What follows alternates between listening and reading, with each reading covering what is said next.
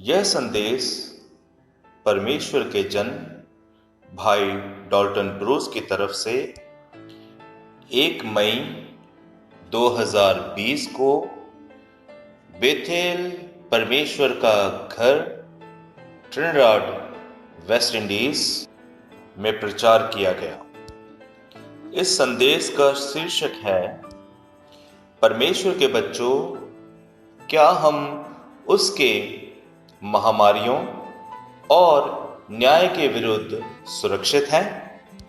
परमेश्वर के बच्चों, हम अभी भी थोड़ा और पवित्र आत्मा के ऊपर बोलने जा रहे हैं, कुछ अजीब बातों के बारे में जिन्हें कुछ झुंड फैला रहे हैं। सबसे बढ़कर हमें सुचेत करने वाली चीज यह है जिसे वह कह रहे हैं कि पवित्र आत्मा ही वचन है, और जैसे कि यही पवित्र आत्मा है और इस वजह से हम उठाए जाने के लिए तैयार हो रहे हैं। यहां तक कि यह जो वायरस जो अब हमारे दरमियान होकर गुजर रहा है, यह एक चिन्ह है कि उठाए जाना होना नजदीक है। और वह दुल्हन की भाषा में इस शब्द टोकन का इस्तेमाल करते हैं, जो कि परमेश्वर की उस महान मोहर को पेश करता है। और धरती के ऊपर यह भविष्यवाणी हुई है कि पवित्र आत्मा का बहाया जाना और परमेश्वर की उस महान डायनामिक सामर्थ का आप परमेश्वर के बच्चों के दरमियान होना है। यहां तक कि यह माना जाता है कि यह पवित्र आत्मा का बहाया जाना ही आखिरी बारिश है। महान आदमियों के द्वारा, महान प्रचारकों के द्वारा, परमेश्वर के अभिषिक्त लोगों के द्वारा आखिरी बारिश के बारे में बहुत सारी बातें कही गई थी। इसलिए एक विश्वासी होने के नाते यह एक महान प्रश्न हमारे दिमाग में आता है कि कौन परमेश्वर के पवित्र शास्त्र का और परमेश्वर के महान आदमियों के कही हुई बातों का अध्ययन करेगा। उदाहरण के लिए, एक अभिषिक्त प्रचारक बड़े ऊंचे शब्दों में चिल्लाकर उसने कहा, यह जो होने वाली बरसात है यह धरती को साफ करेगी और ऐसी एक डायनेमिक महान शक्ति होगी कि जैसे कि वह पेंतिकोस्त के दिन परमेश्वर के द्वारा कलीसिया के ऊपर सामर्थ भेजने के बाद उन लोगों ने काम किए, वैसे ही काम वह भी करेंगे। इस विषय के ऊपर हम थोड़ा सा विचार विमर्श करना चाहते हैं। हम ये महसूस करते हैं कि ये एक बहुत ही महत्वपूर्ण बात है, खास करके जब हम इस दावे की तुलना करते हैं कि पवित्र आत्मा हमारे दुनिया भर के विश्वासियों के बीच परमेश्वर की मोहर है, कि परमेश्वर का वचन, सच्चाई का वचन, प्रकट किया हुआ वचन ही परमेश्वर की मोहर है और पवित्र आत्मा का बपतिस्मा है।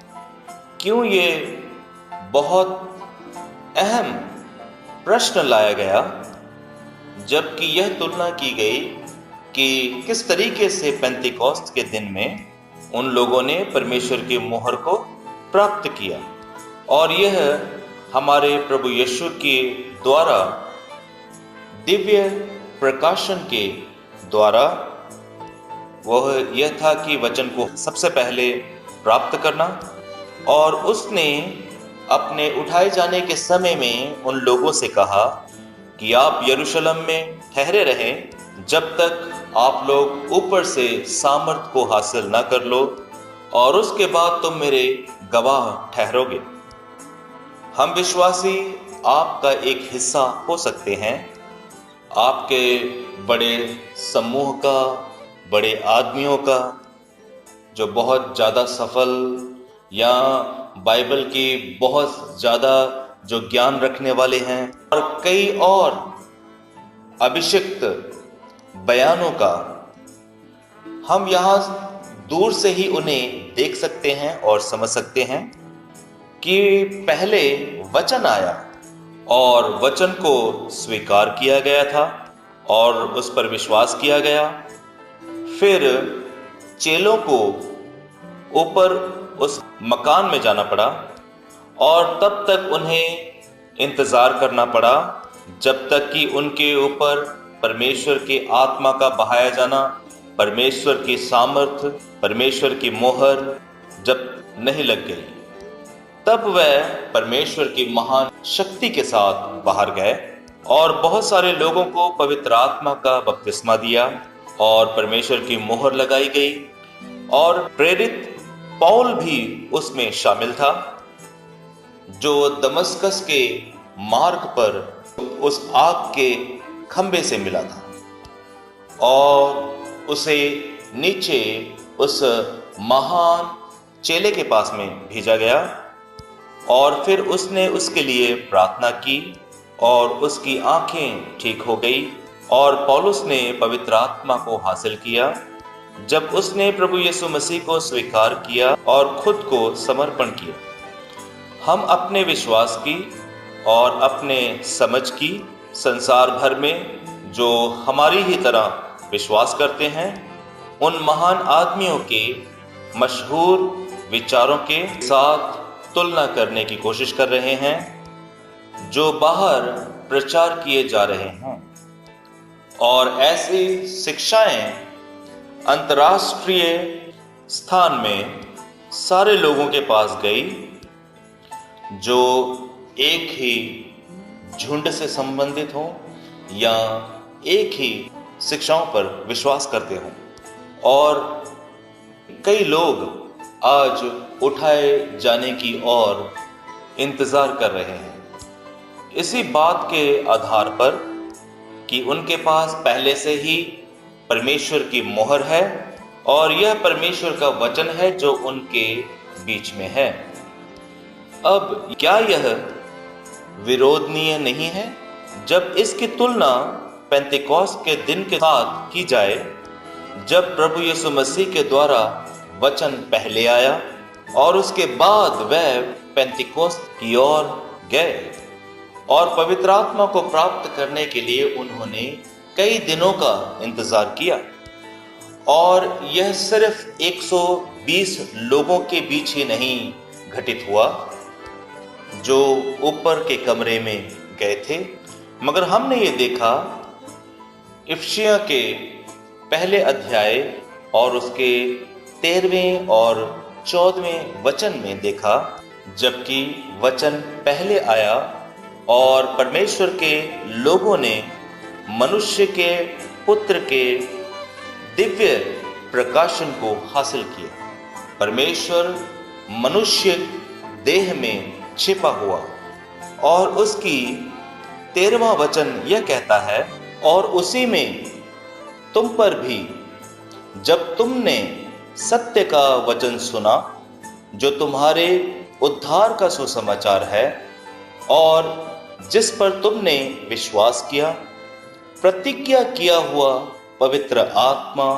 की छाप लगी, मोहर बंद किया जाना।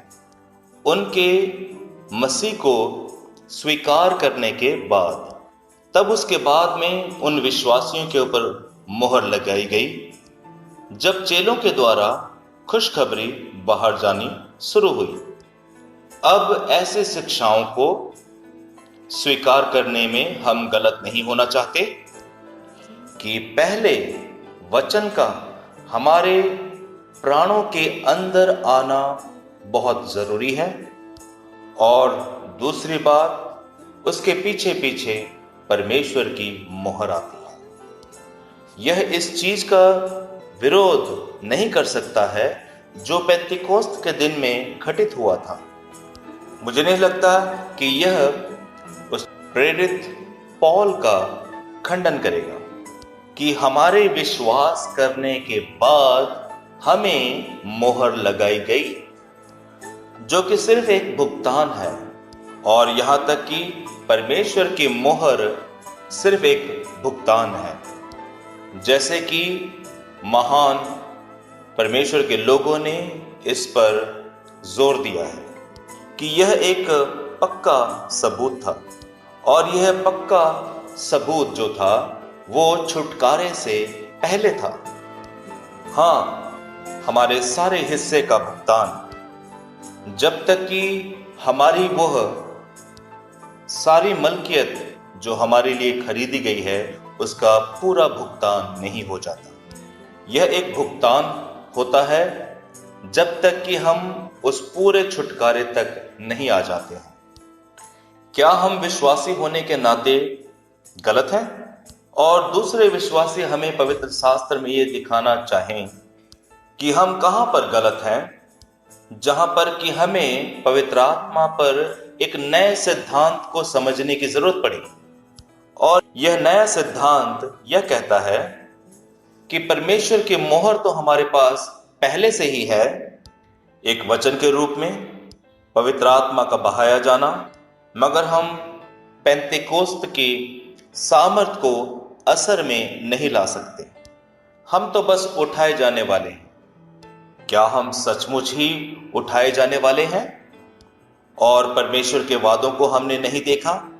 और वह महान वादा जिसने हमें विश्वासी बनाना था, यह सिर्फ उन विश्वासियों के लिए था जो यह कहता है, यह चिन्ह विश्वास करने वालों के साथ साथ चलेंगे। अब यह वादा विश्वासियों के लिए है, ना कि उन अविश्वासियों के लिए। यह चिन्ह उनके साथ साथ होंगे। मार्कुस उसका 16वां अध्याय। यहां तक कि हमने विश्वासियों के चिन्हों को नहीं देखा है कि उन्हें क्या करना चाहिए। संत यूहन्ना उसकी 14 और उसके 12वें वचन के बारे में आप क्या कहते हैं, जिसके बारे हम बोलते हैं कि आप लोग उनसे भी बड़े बड़े कामों को करोगे। यह वायदे विश्वासियों तक सीमित हैं। यह चिन्ह विश्वास करने वालों के लोगों के साथ होंगे। परमेश्वर की महान मोहर और परमेश्वर की शक्ति अपने पास होने के सबूत के द्वारा। हमने तो अभी तक वह भी नहीं देखा है जो कि पेंतिकोस्त के दिनों में घटित हुआ था, जबकि परमेश्वर के वचन को प्रदर्शित किया जा रहा था। क्या यह पवित्र आत्मा का कोई दूसरा रूप है, या फिर कोई एक ऐसी चीज जो हमारे बड़े भाइयों के ऊपर में प्रकट हुई थी, जिसका कि हमारे मसीही भाइयों के ऊपर सारे संसार भर में ज्यादा नियंत्रण है? हम यह उम्मीद कर रहे हैं कि कोई जन उस विषय को हम पर प्रकट करे जिसे हम समझ नहीं पा रहे हैं। अगर उठाया जाना बहुत निकट है तो हमें सीखने की जरूरत है, क्योंकि हम पवित्र शास्त्र के लेखों के ऊपर और संदेश के पीछे चलते हैं और परमेश्वर के महान अभिषिक्त सेवादार मलाकी 4:5-6 के भविष्यद्वक्ता का आदर करते हैं, और हम उसकी शिक्षाओं में उनके इस सिद्धांत को ढूंढ नहीं सकते। क्या हमने इसे कहीं खो दिया है? हमें यह जानना अच्छा लगेगा क्यों कोई आदमी नहीं आता है और उस विषय के ऊपर हमें महान रोशनी और महान सच्चाई प्रदान करता है। हम इस रास्ते की उलझन में हैं कि यह पेंतिकोस्त के दिन आया और इसे किस तरीके से उन संतों के ऊपर में और प्रेरितों के ऊपर इसे बांटा गया। और दूसरी बात, और वह एक जगह गए जिन्हें इफिसुस करके बुलाया जाता था। और प्रेरित पौलुस ने उनसे पूछा कि जब आपने विश्वास किया तो क्या आपने पवित्र आत्मा को प्राप्त किया? और उन्होंने प्रेरित पौलुस से कहा कि हमने तो ऐसा सुना भी नहीं है कि पवित्र आत्मा भी है। और देखिए, ये लोग विश्वास कर रहे थे, वह वचन के विश्वासी थे, मगर उन लोगों ने अभी तक पवित्र आत्मा के बारे में सुना तक नहीं था। तब प्रेरित पौलुस ने उनके ऊपर हाथ रखे और वह पवित्र आत्मा से भर गए। यह एक तीसरी गवाही है जिस पर हम विश्वासी लोग विचार विमर्श कर सकते हैं। मैं आपका सिखाने वाला नहीं हूं, मगर मैं ये आशा करता हूं कि आप लोग अपने भविष्यद्वक्ता के पास जाओगे, आपके सिखाने वाले, आपके प्रेरित, आपके प्रबंधक, और आप इसे ढूंढने की कोशिश करोगे, क्योंकि इन महान परमेश्वर के लोगों को वचन के बारे में जानकारी होनी चाहिए। वह इस योग्य होने चाहिए कि आपको ये दिखा सके कि सिर्फ परमेश्वर के वचन के ऊपर विश्वास करने के द्वारा आपके पास में पवित्र आत्मा का बपतिस्मा कैसे हो सकता है। और परमेश्वर आपकी इन बातों को समझने के लिए मदद करे, क्योंकि अब देर हो चुकी है और यह सच्ची बात है। बहनों और भाइयों, क्या हम सचमुच उठाए जाने के लिए तैयार हो गए हैं? क्या हम सचमुच तैयार हैं? और परमेश्वर की मोहर एक वचन के रूप में हमारे पास है। और यहां तक कि हम 1906 की तरह भी प्रकट नहीं कर सके हैं जब महान पवित्र आत्मा का बहाया जाना आया था। क्या आप ये महसूस नहीं करते कि आपको जानने की जरूरत है? मैं ऐसा विश्वास करता हूं। एक और बात विचार करने वाली है विश्वासियों, और यह उस महान पवित्र आत्मा के उन पर आए जाने का एक उदाहरण है। परमेश्वर की महान मोहर की असल में यह प्रभु भोज को पेश करने का एक तरीका है, जहां पर दाखरस एक बात को बयान करती है और रोटी किसी दूसरी बात के बारे में बयान करती है। प्रभु भोज इस तरीके से लेना है जिस तरह कि प्रभु ने इज़राइल के बच्चों को सिखाया था और उन 12 चेलों के ऊपर में प्रकट किया कि पहले रोटी को तोड़ा गया और उन 12 चेलों को खिलाया। उनके उस रोटी को खाने के बाद में उन्हें दाखरस का एक प्याला दिया गया और उनसे कहा, आप सब लोग इसमें से पिए। इसकी व्याख्या के अनुसार उस समय से यह रोटी परमेश्वर का वचन था और उन्होंने पहले रोटी को खाना था और उसके पश्चात दाखरस को पीना था। और मुझे यह बात पक्के तौर पर पता नहीं है कि सारे विश्वासी लोग इसी तरीके से विश्वास करते हैं, मगर यह रोटी परमेश्वर का वचन है। मगर वहां पर ऐसा कुछ था जिसने उनके रोटी खाने के बाद में आना था और यह दाखरस का पिया जाना था। और उन्होंने इस दाखरस को एक ही प्याले से पीना था और हर एक मनुष्य जो इस प्याले में से इसे पीने जा रहा था, यह पवित्र आत्मा को प्रदर्शित कर रहा था, जिसे पेंतिकोस्त के दिनों में उन्होंने प्राप्त किया। इसलिए वो पहले ही इस रोटी को खा चुके थे और पेंतिकोस्त के दिन उस महान पवित्र आत्मा का बहाया जाना, वह परमेश्वर की मोहर, पवित्र आत्मा का बपतिस्मा उनके ऊपर आया। तब वहां पर प्रभु का वचन पूरा हुआ कि मैं इसे परमेश्वर के राज्य में नए मैं के तौर पर इसे पीऊंगा।